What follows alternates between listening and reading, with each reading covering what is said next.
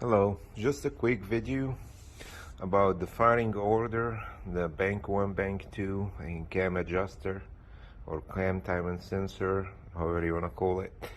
So the firing order in this car is a 3.0.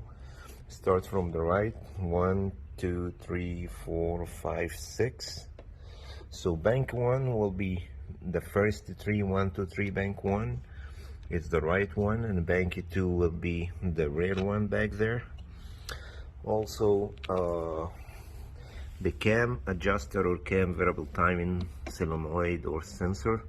The top one will be the intake, and the bottom one will be the exhaust. So if you have code P0010, would be the top one, and if you have code P0013 or P0015, would be the bottom one. That'd be it. Thank you for watching. Please like and subscribe for more videos.